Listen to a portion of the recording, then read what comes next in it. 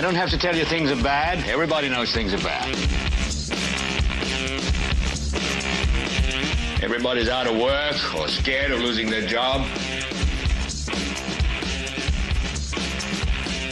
The dollar buys a nickel's worth. Banks are going bust. Shopkeepers keep a gun under the counter. Punks are running wild in the street, and there's nobody anywhere who seems to know what to do, and there's no end to it.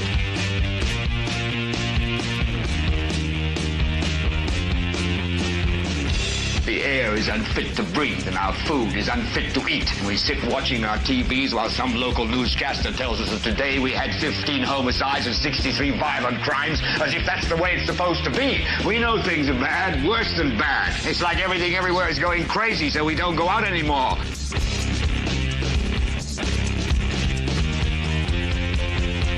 We sit in the house, and slowly the world we're living in is getting smaller, and all we say is, please, at least leave us alone in our living rooms. Let me have my toaster and my TV and my steel-belted radios, and I won't say anything. Just leave us alone. Well, I'm not going to leave you alone. I want you to get mad. I don't want you to protest. I don't want you to riot. I don't want you to write to your congressman because I wouldn't know what to tell you to write. I don't know what to do about the depression and the inflation and the Russians and the crime in the street. All I know is that first, you've got to get mad. You've got to say, I'm a human being. God damn it. My life has value. So, I want you to get up now. I want all of you to get up out of your chairs. I want you to get up right now and go to the window, open it, and stick your head out and yell, I'm as mad as hell, and I'm not going to take this anymore. Well, hello there, ladies and gentlemen, and welcome. It is a very cold Sunday night, Sunday, Sunday, December 14th, 2025. We were going back in time a little bit there. Sunday, December 14th, 2025. It is just about 5 minutes after 9 p.m. Eastern. And it is a cold evening. As you can hear, the time off, the couple days, Friday, Saturday, did my voice a little bit of good, but not complete good. I still am dealing with a little bit of the raspy throat deal, so it is what it is. It's that time of year. Joy to the world and all. Hopefully, we are on the mend. I will tell you. So when we were last here, when we were last together on Thursday, I was confused. Last week had been such a cluster with everything going on with the State House and with us being in YouTube jail. First time we've ever been in YouTube jail for 48 hours, which were two complete shows.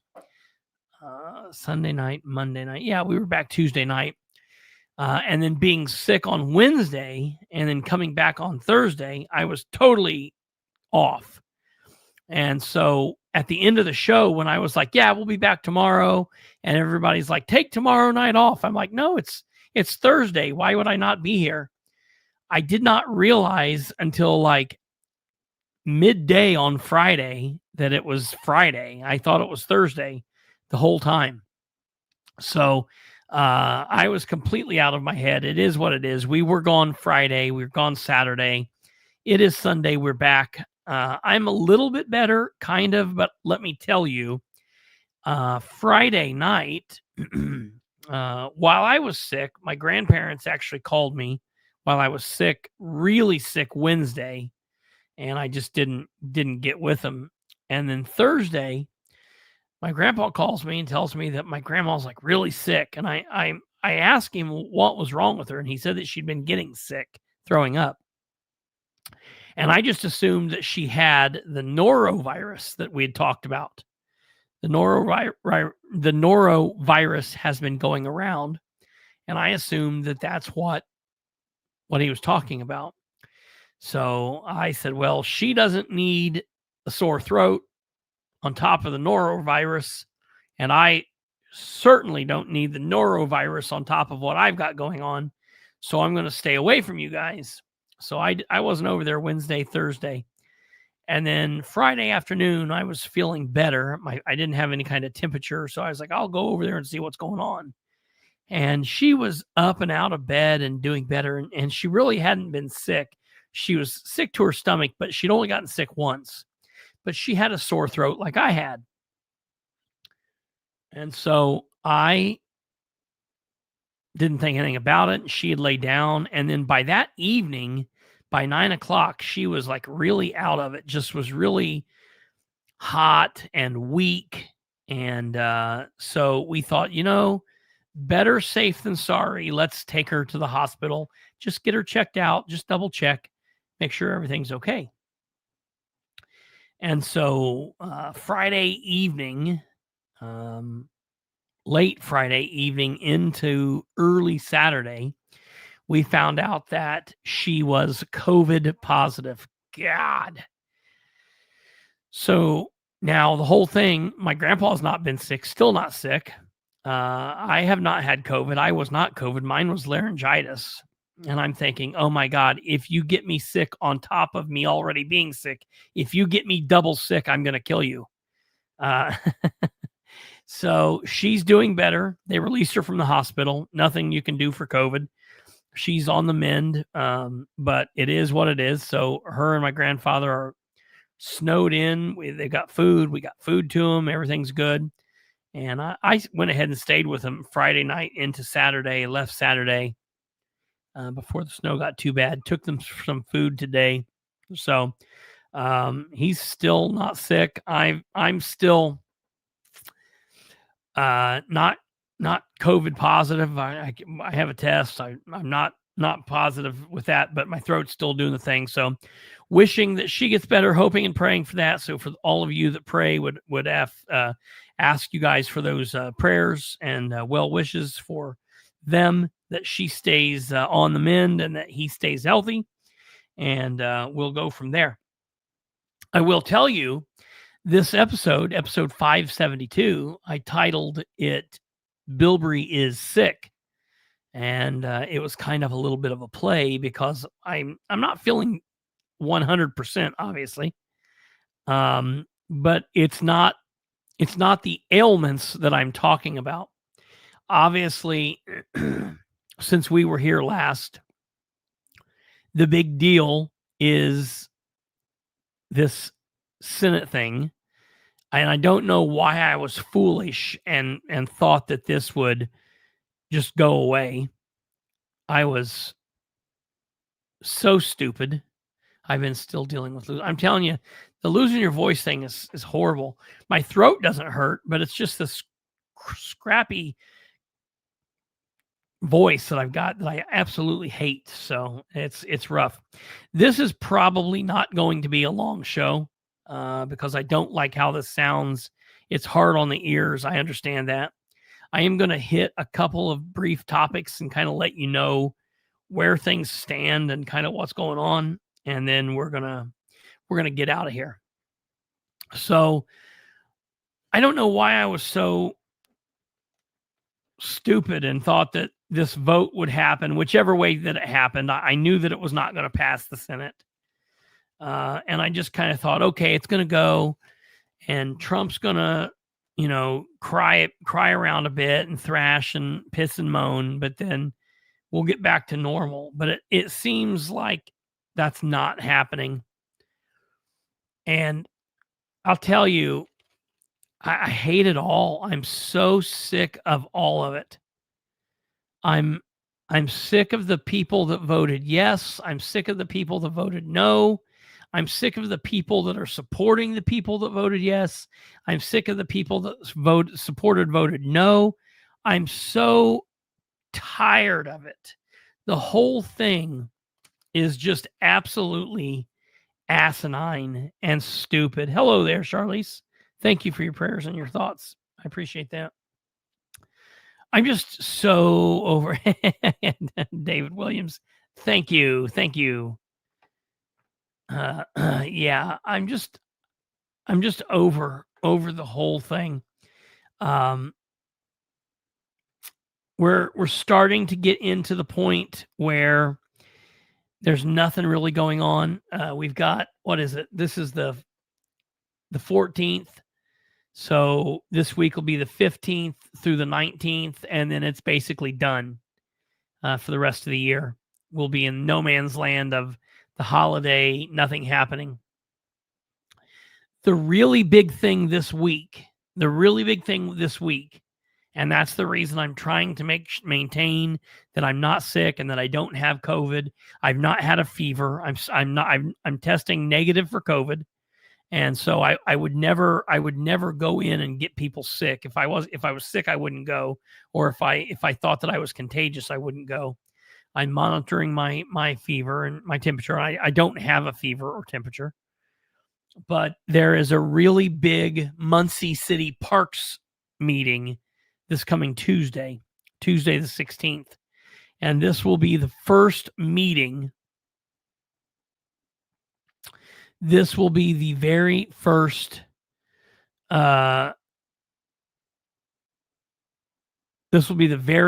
very first park board meeting since the announcement on November 19th. So we're going to have to watch what goes on there. And whether I'm there in attendance or at home, we'll be watching it. We'll more than likely be live streaming it so other people can see it. And it will be a big deal. So we'll be following that. And then over this little break, I am going to say this. Alva has been doing a lot of great work with the Board of Works in Muncie, looking at this, looking at what they say their claims are, and then going back through and looking at the claims. And he has found some major discrepancies. And in all fairness, I have not been monitoring it because I've been dealing with this deal with the state. So I'm going to be looking at that, looking at what's going on, and we'll see what happens, and we'll continue what's going on with that. So we'll be watching that as well and bringing that to you because I think that deserves to be talked about. And after we get through this end of the year, starting in next year, I'm going to be going to the Board of Works and trying to find out what the hell's going on, because there's some major issues here, I think, that need to be addressed. Still looking at into some things going on with Dustin, and basically we're to the point where we're going to have to get through the holidays before I'm going to be able to get any kind of real answers. Catherine brought up the fact it's not redistricting, it's re-precincting. I hate that term. I mean, it's the same thing. It's drawing lines and making lines differently. That whole thing in Madison County is still going on. That will occur this Tuesday. It will go to the Madison County Commissioners. They will meet again, similar to last month. Again, if I'm not sick, as long as I'm not contagious, I will be in attendance at that meeting. I fully believe that it will pass. I don't look for them to not pass it. It will pass. There will then be a 10-day window where citizens can issue complaints, and we'll have to monitor what's going on. It's going to be interesting to see what side of this deal in Madison County everybody lines up on, because so far, if you put like Madison County government, it's really strange. If you put like Madison County government versus the political spotlight, we're obviously on opposite sides a lot of the time. However, in this deal, it's really strange. It seems as though a lot of the people in the Madison County government, the people that we normally are against, tend to be saying a lot of the same things that we are saying, because this hasn't been a push by the Republican Party. It's been a push by the Democrat Party. So it's going to be interesting to see if that remains, or if they have some kind of kumbaya moment and they come together and everything's hunky-dory. I still have some issues with this. Catherine obviously has issues with this.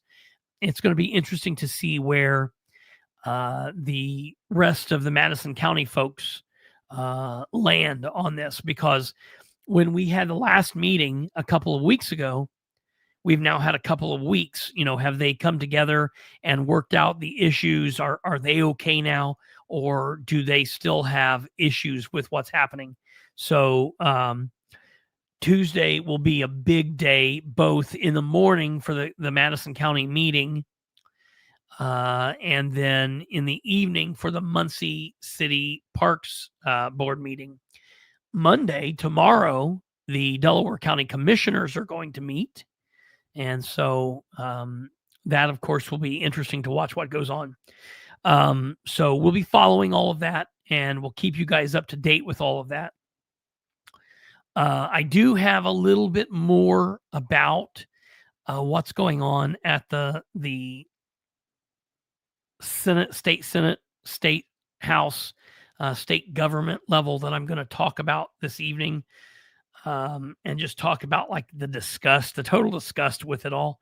Before we get there, I do want to show you guys this very interesting thing that I found over the weekend when I was going to my grandparents. I was checking their mail, and I was taking their mail to them. And my grandparents, like a lot of other people in East Central Indiana, get the Great Deals little magazine that comes out. I don't know if it's monthly. Yeah, it's monthly, the December issue. So it comes out once a month, and it's got a lot of great things in there. I know one of the salesmen that does the ads. It's a good group. And I used to advertise in Great Deals when I was a car salesman. But on the front page, the very front page, we see this. This is very interesting to me. Scott Alexander is on here. It looks like Scott, looks like he's, just wonderful, great health. Heard he had open heart surgery. And although I'm not a fan of Scott, and I do not want him to be in the Senate any longer, I wish him well. I don't have any ill will to him. I don't hate the man. Just don't want him to be in power anymore. So I hope he's doing well with his whatever happened, whatever was going on with the heart. But I thought that this ad was interesting.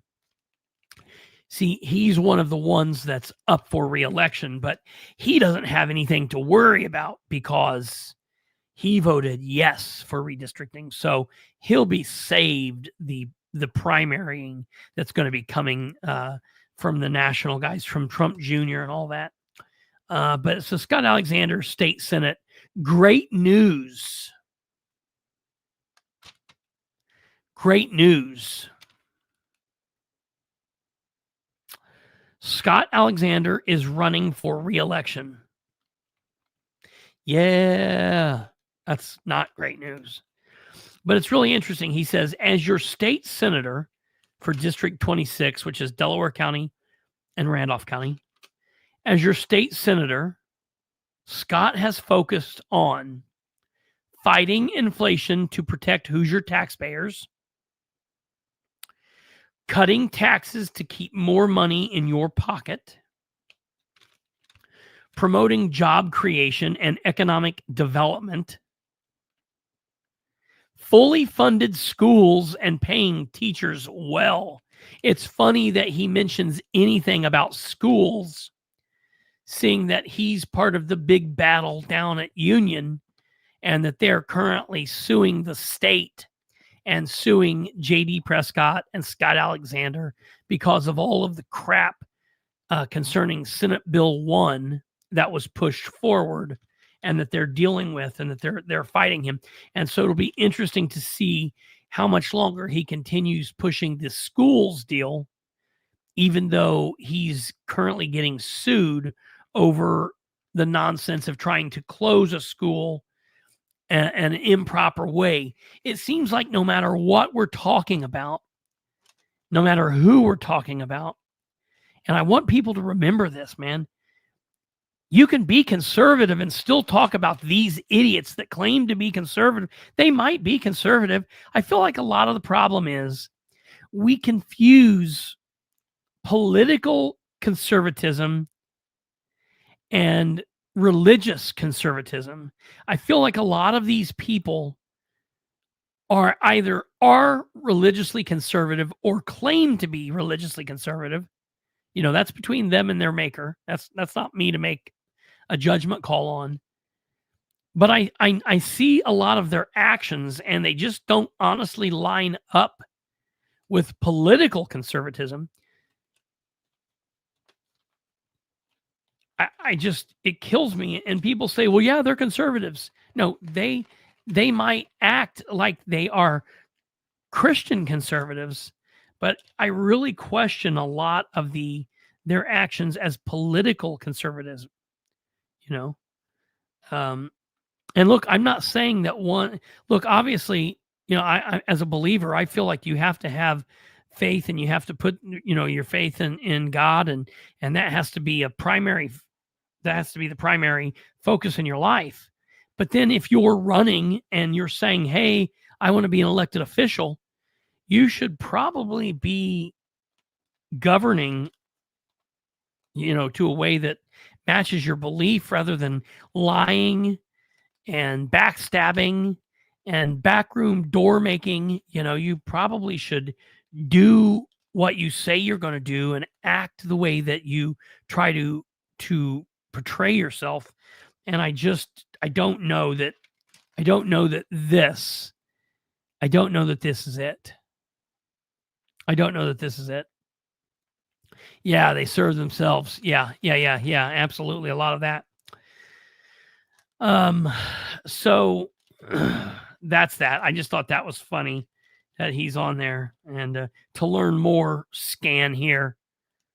To learn more, scam here. It's like this, more like a scam. I still I love the picture that's floating around of Senator Mike Gaskell from District 25. That's over in Madison County. And he's standing there on the floor of the Senate at the podium, and he has a great big chart, like a picture, big chart behind him, and it's completely blank. And every time I see this, I say, oh, look, there's Senator Gaskell showing the Senate and the citizens everything he's done for the citizens of Madison County. And it's just a blank chart of nothing. And I think that I think that Catherine should run for District 25. I think that would be I would like to see Catherine and Gaskell go after each other. I think that would be a good matchup. That would be interesting. And she would have to use that picture of him showing everything that he hasn't done for the citizens of Madison County. And you notice every time that Gaskell talks, everything that he says, he starts with talking about his religion, and he ends with talking about his religion. And look, I'm fine with that. That's great. If he wants to be a preacher, dude, he's more than halfway there. Like I'm down with it. But being a preacher and being an elected official are two different things.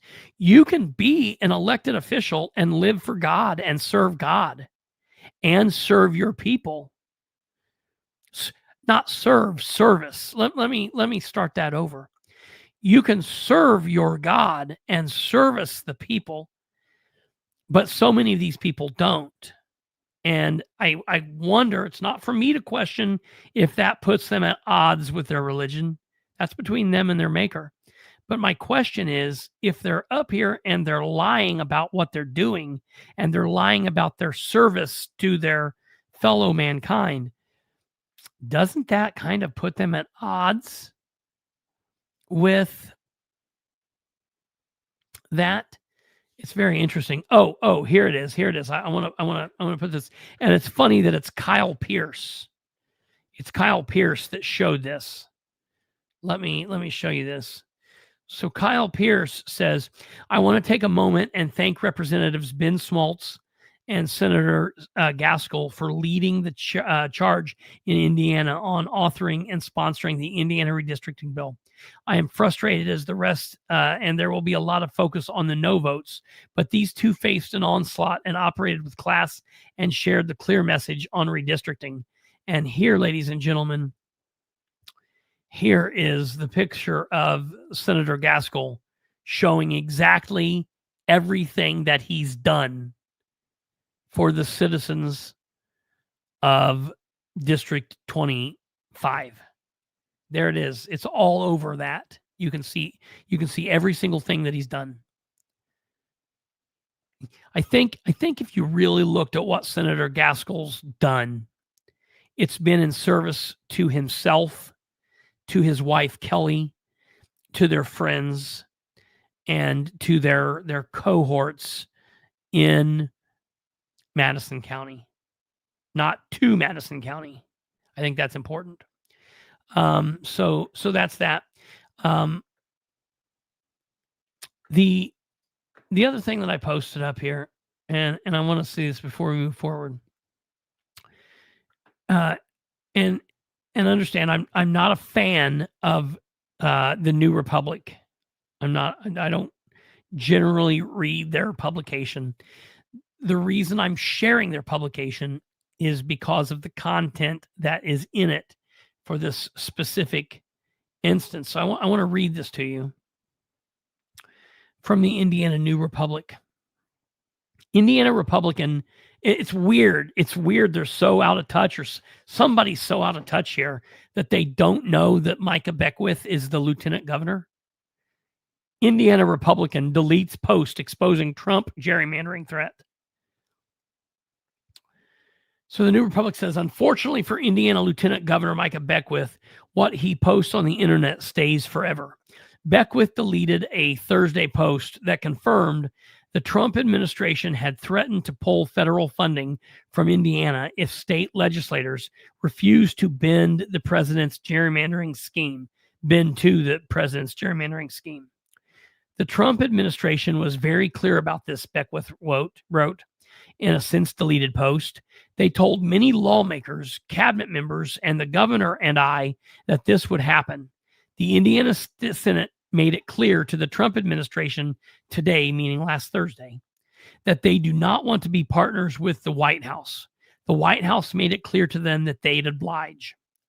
He was responding to another host by the Heritage Foundation, which claimed that Trump would withhold national funding from Indiana if it refused to draw new congressional lines just 5 years after approving the last batch of maps. Roads will not be paved. Guard bases will close. Major projects will stop. These are the stakes that every no vote will be to blame, the official account for the Heritage Foundation wrote. But Indiana Senate did reject the White House pressure campaign late Thursday, with 21 Republican senators voting against the scheme. Their rationale for doing so ranged from personal disgust with the president's language to the personal violent threats they endured for considering voting against the effort. Why Beckwith would have felt pressured to delete his post within hours of making it is not clear. Okay. So this is a very interesting article. Well, Aaron Sheridan shared this and put together a little post that went with it. And Aaron, if you will recall, worked in the lieutenant governor's office. She is the woman that left. She's claiming she left. Beckwith is claiming she was fired. She's the one that had information and has been interviewed about the AI deep fake porn video of Craig Haggard's wife, that whole mess. Okay. And it's interesting. Aaron said the following: when I first started sharing my experiences about the time I spent with the lieutenant governor, my comments were riddled with worshipers defending the lieutenant governor. No judgment. I'm aware of how he operates. Anyone willing to defend him today? Question mark. But this is different, and it's too important not to explore or confirm. Who? Question mark. Who included Lieutenant Governor Micah Beckwith in any of the negotiations for redistricting with the White House? Question mark. Has he completed his security clearance application? She's putting forth some questions. Who would have had him there? This guy is a goofball. He's not Braun's pick. Braun doesn't like him. Braun doesn't want to be around him. Braun doesn't have him at places. Braun wouldn't. This is like Ridenhour tapping Dustin Clark to go sit in on the negotiations with American Water Company. That's foolish and ignorant. The only thing more foolish and ignorant than that would be Braun tapping Beckwith to be part of the negotiations for this. I just don't believe Braun would have done that. I fully don't believe it. I agree with what Aaron is saying. I do not believe he would have done that. She goes on and says, so much work went into securing the USDA hub to come to Indiana. This would be a devastating loss. In July, Micah and his COS didn't know the acronym, Chief of Staff, didn't know the acronym for the U.S. Department of Agriculture. And now Micah is notifying Hoosiers that we likely won't be getting the hub in Indiana due to the legislators voting down redistricting. This is too important to not have a confirmation of. Is this true? Is it not true? Is this just him babbling? Too much work went into securing such a historical move to read about it on the fly on Twitter from the lieutenant governor. I personally, this is Aaron talking, I personally don't think that Governor Braun allowed this kind of sloppiness for such a high stakes discussion, but we need to know the truth. Okay, you got it? You got it? You hear it? Now people are saying, well, why did he delete this? Well, maybe because Braun told him to. Maybe because Micah was talking out of his ass like he does so frequently.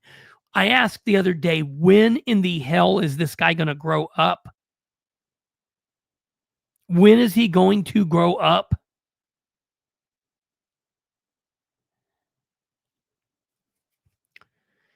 I shared Aaron's post along with the information. I also shared the deleted tweet. I got a copy of it before it was deleted. And I said, read the New Republic's article. Again, it's not me saying, hey, the New Republic's a great organization. Just read this article. Sometimes you have to read things you don't like. Sometimes you can't just put yourself in a bubble, folks. You got to go out and you got to explore it all. You can't just live with confirmation bias, or that doesn't work. Okay. You got to suck it all in and then pick and choose. Read the New Republic's article and then read Aaron Sheridan's post and understand that while a second civil war, okay, because that's what these people are talking about, why a second civil war, either cold or hot, could be possible at some point. What currently is happening, isn't it. At least not between the right and the left, or conservatives and liberals. I don't think so. No, this is between intellectuals and idiots. And just to be clear, Lieutenant Governor Micah Beckwith is on the side of the idiots in this one. Beckwith's deleted tweet can be seen in the comments below. You can look at all that. But just please be aware of things. Beckwith and I probably agree on some things politically. There's probably a lot of things that we agree on politically. There's a lot of things that we don't agree on politically. There are probably a lot of things that we agree on spiritually, religiously, but then there are probably a lot of things that we don't agree on. But I promise you this, I am a conservative, a libertarian conservative, whatever you want to call it.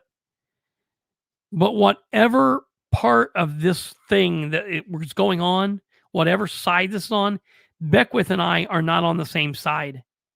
I think he is an idiot. I think he is immature. I think he is a do-nothing. I think he is a know-nothing. I think he is a clout chaser. I said back before Charlie Kirk was dead, back before all that, that's all this was for Beckwith. He was chasing Kirk around the country, trying to figure out how he could suck on to his message and become, some low-level influencer like Charlie Kirk, a wannabe. That is what Beckwith is. So all these people out there that are still just falling to the ground, worshiping every sentence and every tweet and every statement that Beckwith makes, man, one of these days they are going to wake up and be really fooled, because this dude is a window licker. Man, he is. I just don't understand. I saw someone else said that he compared Senator Garton to Winston Churchill, because Garton was very impassioned and yelling like Micah Beckwith never heard anybody yell during a political speech. And I got on there and I said, this makes sense, him saying that, because Beckwith claims that he is a student of history. He said, I hear him say that all the time. He's a student of history.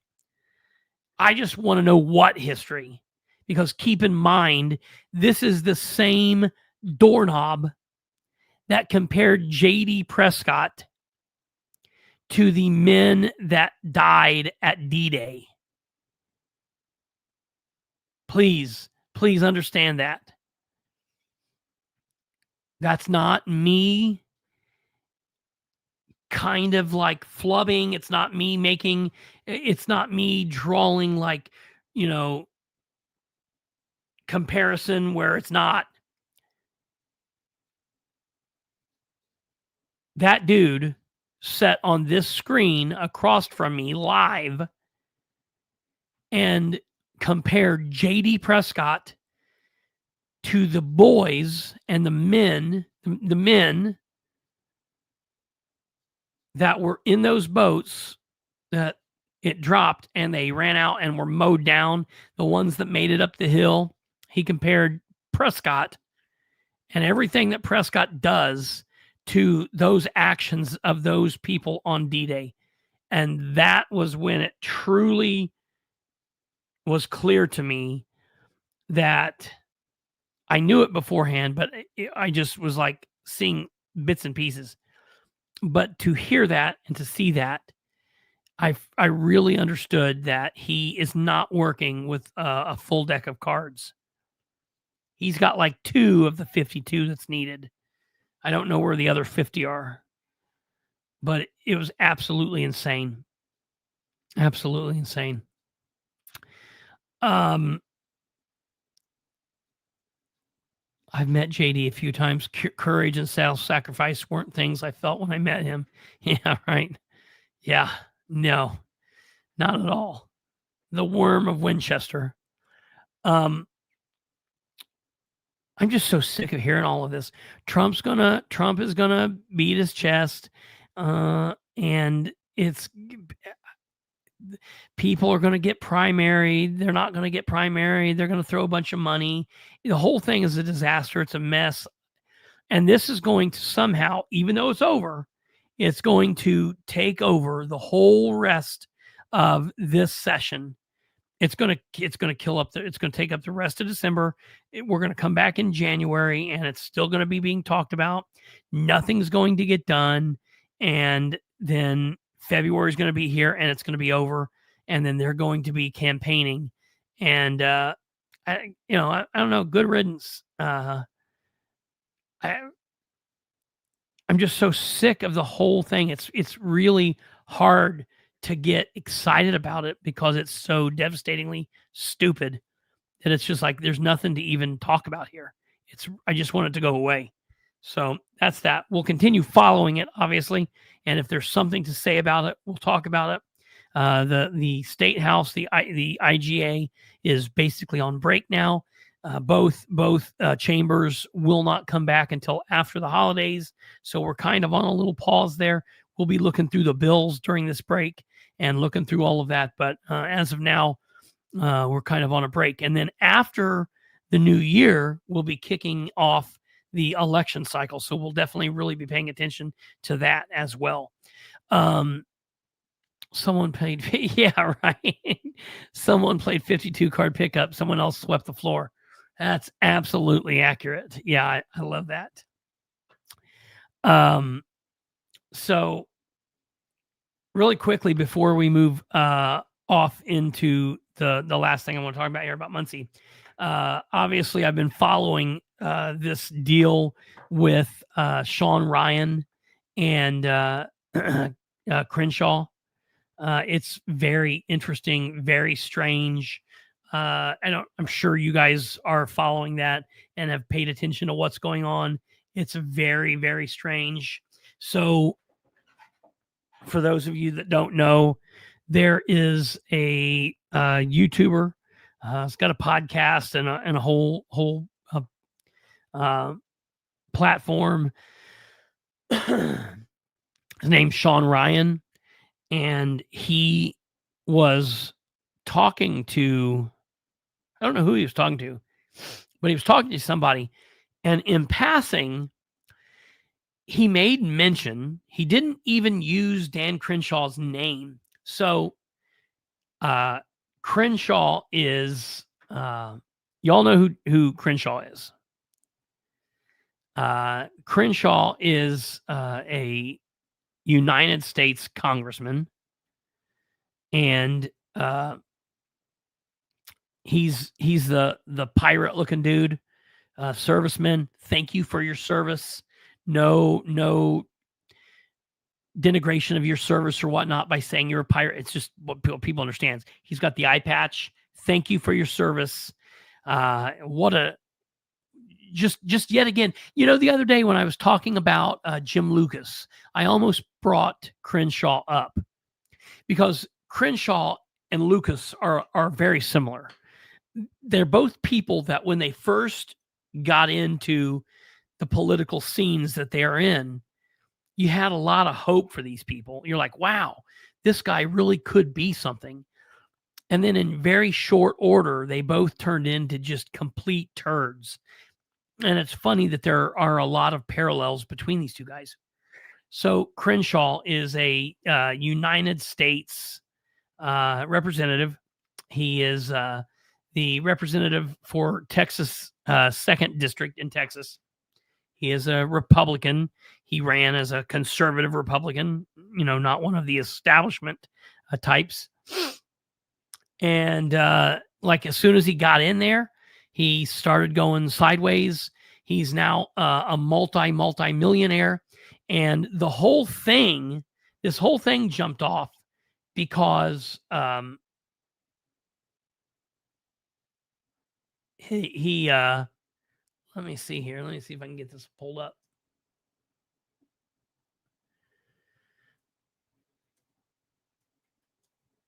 Okay, let me see if I can find this. Yeah, right here. This whole thing started because of this big celebration, I guess, to end his 30s. This happened back on, it was a 2-day event where Crenshaw was going to have this big bash, and people who were in the armed services were allowed to come, and you could get tickets to this event, and it was a great big ordeal.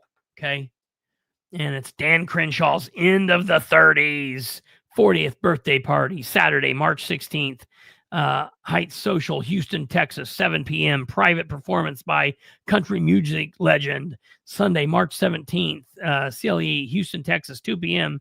VIP pool party with Steve Aoki, followed by an epic after party. And it's like, look, he's got money, like, what is this? Money coming down from the sky, and his hands are on fire, and he just looks like, he used to be like really cool looking, like, man, this guy's a hero. Now he's looking more like a Bond villain. Like what do we have going on here? And so Sean Ryan had somebody on and said,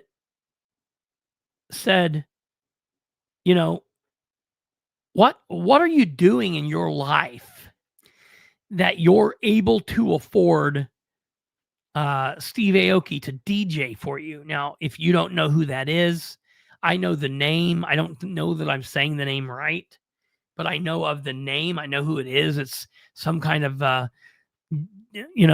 DJ, like spin, like on the ones and twos. You know what I mean? Whatever the hell that means. That kind of bullshit. I don't know what kind of music it is. It's probably terrible. But dude, he's like, I'm not having him at my birthday party. You're not having him at yours. It costs a lot of money. And so Sean Ryan said, like, just in passing, because Sean Ryan was in special forces, these guys all kind of travel the same circuits in the YouTube world. All these Navy SEALs and like Team 6, whatever that shit is. I don't know it all, but thank you all for your service. The thing is,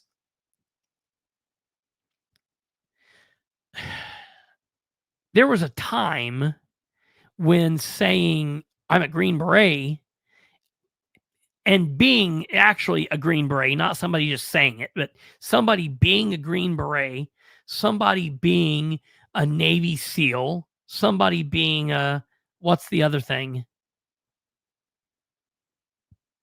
A Ranger, shit like that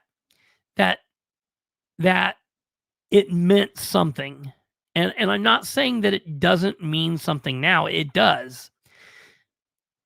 The thing is, it doesn't mean that you're necessarily a good guy.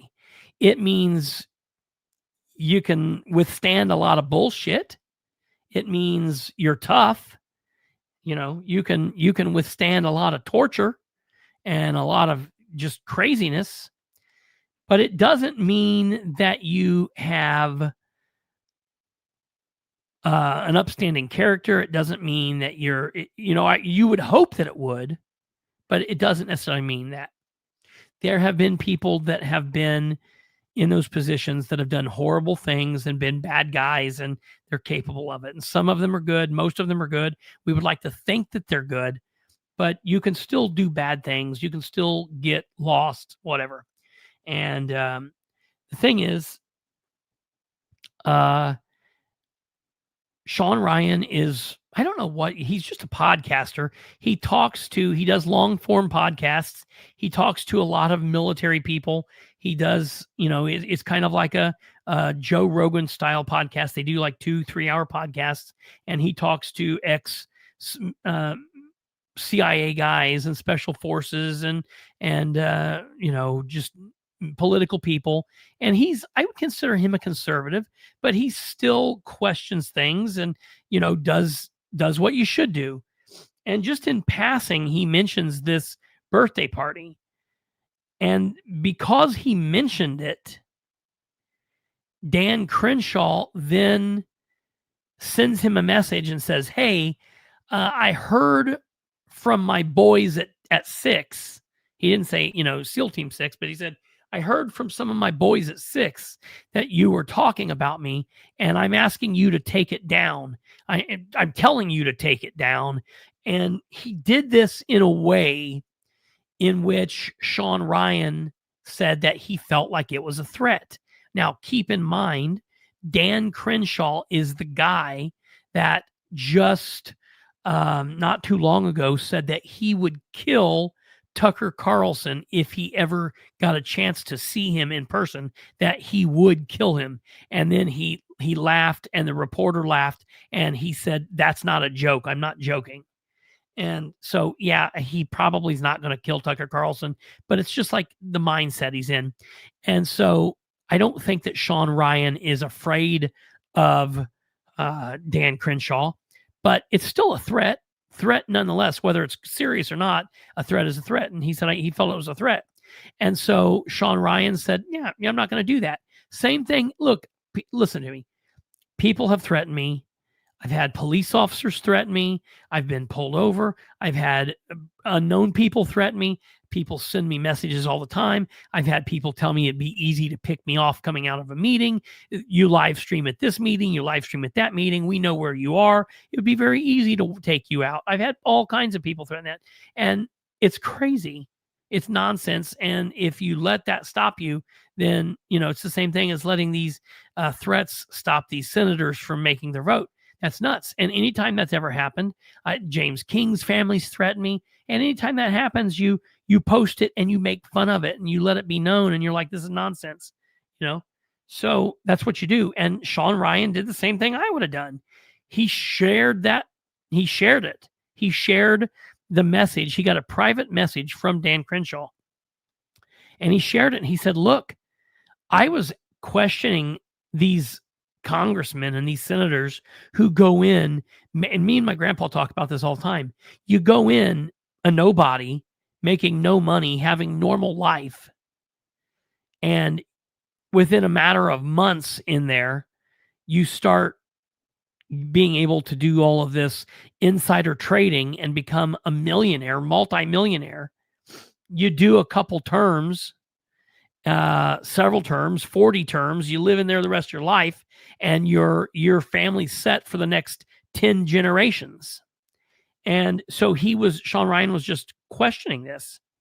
He didn't name him out, but then when Crenshaw private messaged him, Sean Ryan put this forward.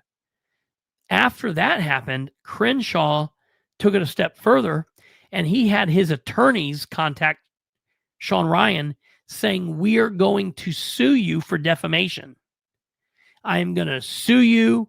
I'm going to sue your company, and I'm going to take everything you got, and we're going to shut you down. Take this down. Quit talking about it. Quit posting about it, or we're going to destroy you in court. And Sean Ryan did exactly what I do. How many times have you ever heard me say, anytime someone's threatened to sue me, bring it on. Let's go to court, Kate? How many times have I said that? I said it all the time. Let's go to court. I'd love that. That'd be fantastic. Now we can do deposition, and it's fantastic. That would be fantastic. I would love the opportunity for my detractors to try to sue me, because then we get to know all the nuts and bolts. And Sean Ryan did just that. I love it. I love at least my instincts are on the same pages as these bigger guys than me, because it's like, yes, that's exactly what I would have done. And he did that, and he doubled down, and he released all the correspondence that the attorneys had. And so now it's been this great big back and forth. And the question is, wait a minute, you mean a politician, a sitting congressman, is talking about suing a media member, a member of media, for asking questions? What are we talking about? That's crazy. Of course, Sean Ryan and me and anyone else out there can ask Crenshaw how you come up with this money. Where did you get all of this money? Why do you think this is okay? Why are you no different than Nancy Pelosi? And of course, Crenshaw's not going to like it because Crenshaw thinks that he's set apart from Nancy Pelosi and the rest of them, but he's not. He's no different. Eye patch and R behind his name, all included. It's no different. No different. He's the exact same. And so apparently they have now decided, well, you know it. They've now decided that they are going to do an interview together. So, number one, either this is the best lead up and play for watching the interview, or Crenshaw is totally ludicrously out of his mind, and Sean Ryan beat him, one-upped him, which I think is fantastic. And I'm happy to see it. I'm glad that Sean Ryan is doing this. You do not negotiate with terrorists, even if those terrorists are United States congressmen, and even if they are former Team 6 guys. You know, if Dan Crenshaw doesn't like to be considered a terrorist, then maybe he should stop terrorizing people. And I would call what he's done that exact same thing. So maybe he could sue me too, or threaten to sue me. I'd be fine with that. And we could go about that as well. But I don't know. So I just think it's ridiculous. I like what Sean Ryan did, and I think that that's what you have to do. And again, it doesn't matter if it's the United States House. It doesn't matter if it's the Indiana State House. It doesn't matter if it's Dan Ridenhour. It doesn't matter if it's the Saratoga Town Board. If you are an American citizen and you want to ask questions of your elected officials, do so. If you want to speak out against those officials, do so in a polite way. And I don't mean you can't be mad. I don't mean you can't be upset and yell and carry on. Don't even mean you can't cuss at them if you don't want. Do so in a non-violent way, and hold them accountable. That's what the First Amendment is about here, folks. And so I'm very happy to see that Sean Ryan didn't fold to this, and that he's doubling down. And that's what we have to do. That's what we all have to do. I'm a major First Amendment rights supporter and advocate, and that's a big thing. So I'm definitely very several videos on others following Dan out of congressional building and calling him out. Yeah. I love it. That's what should happen. And I hope all those people are doing so in a non-violent way. You know, I'm not telling anyone they should stalk Dan Crenshaw. There's ways to go about it, and there's ways not to go about it. And if anybody's doing something that is illegal, Dan Crenshaw should handle that just the same. You know, I'm not just speaking for Sean Ryan, or I'm not speaking for either one of them, but I'm not speaking in favor of Sean Ryan over Crenshaw and saying just do whatever to Crenshaw. I mean, you have to do it with common sense, and you have to do it within the bounds of the law. But outside of breaking the law, you can do whatever you want with that. You know, that's fantastic. So I like that's happening. Okay, the very last thing I'm going to talk about here is, again, Monday tomorrow, Delaware County Commissioners meeting. Tuesday morning is the Madison County Commissioners meeting. They're going to be dealing with that precincting deal. Tuesday is going to be the park board meeting, and we're going to be following all of that. What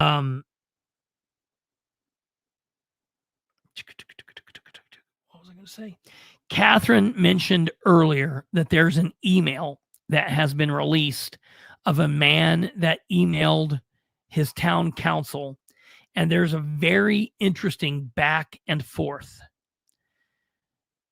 It deserves more than just a quick blurb. So just we are gonna put that out there. Catherine and I are gonna probably come together and do a show on it. and talk about it and highlight it. It kind of goes right in line with all of this Dan Crenshaw, Sean Ryan stuff. So it's perfect for all of this. Everybody might be saying, well, why are you talking about this Dan Crenshaw and Sean Ryan stuff? Because this is important. It deals about the First Amendment. It deals with calling out bad governance. It deals with questioning the elected officials, all things that we are allowed to do. And this email between this citizen and his town government is gold, and the back and forth is absolutely wonderful. So Catherine and I are going to look at all of that, and maybe we'll do that Tuesday or Wednesday night of this week when we're doing the whole thing. So that's going to be big. Who's going to make it first? Man, that Candace and Erica thing is crazy. Whew, I don't know. That is nuts. That is absolutely nuts. And I'm here for all of it. It's definitely wild. Makes for some interesting watching. And then also it's kind of all crazy too. I don't know. It's definitely interesting. A couple quick follow-ups. This was the last thing. This was the real last thing I wanted to talk about. I emailed the prosecutor's office for the probable cause on Julian Sulik, and I got a response back from David Dowley. And which one? Who's having the set down? I got the email back from Dave Dowley, and let me pull this up here. What I sent a request to the record for request for records to the clerk's office on Thursday, 12/11/25, asking for probable cause affidavit for Julian Sulik, who had been arrested on 12/8 or 12/9. I think it was the arrest on 12/9. And I received a response back from the elected clerk saying there was not a PCA. I know this is a state police case, but can you let me know what's going on here? Dowley's office, Dowley responded, said, "Hey, Chris, my office has not received any reports from any law enforcement agency in connection with Mr. Sulik's arrest."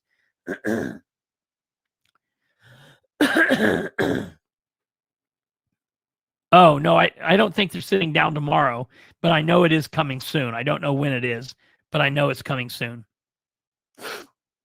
Dowley said, I have not received any reports in connection with this. However, with his bonding out of jail, that normally would slow the process regarding paperwork down. I've never heard of that. That's strange to me. Normally, you send the paperwork in regardless, whatever. Mr. Sulik's bond sheet has his initial hearing scheduled for January 7th, 2026 at 8:30. This date scheduled for the jail sheriff's department personnel is not an official date. It is, however, something that we try to work towards as a target date and time to have something filed. I was in phone communication with law enforcement officers as the events that led to Sulik's arrest were occurring. I have also been in contact with them subsequent to his arrest. I will ask my staff to try and email you copies of the charging and probable cause affidavits if and when they are filed and if and when we have them. So that'll be there. So I will let you know as soon as we have something on that. I see what you're saying there, Joe. All right. Yeah, I will follow that. I haven't been following that as close. I've been watching it a couple days out, but I will definitely follow along with that because that's definitely interesting. So the stuff with the Sulik deal, we'll get it when we get it. It'll be soon. But the reason that that's not been turned in is because he bonded out almost as soon as he possibly could have. So like they got him there, they processed him there.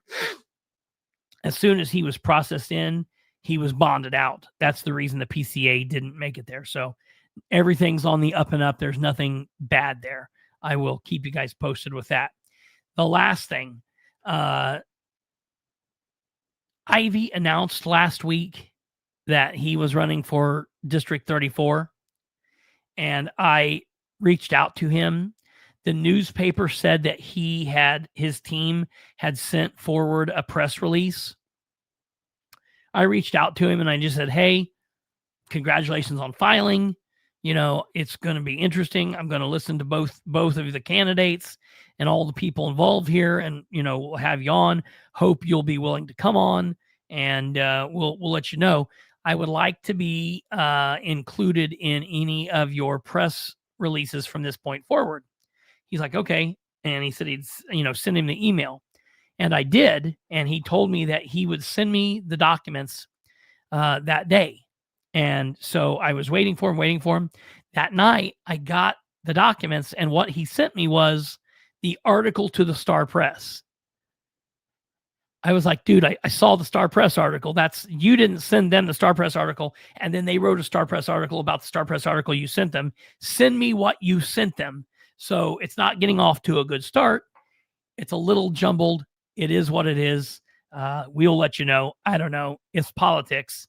They're all idiots. So politicians aren't human. Okay, folks, I know it's a little short. Again, I'm sorry. It's been kind of all over the place. Still not feeling 100% up to date, up to par, up to health.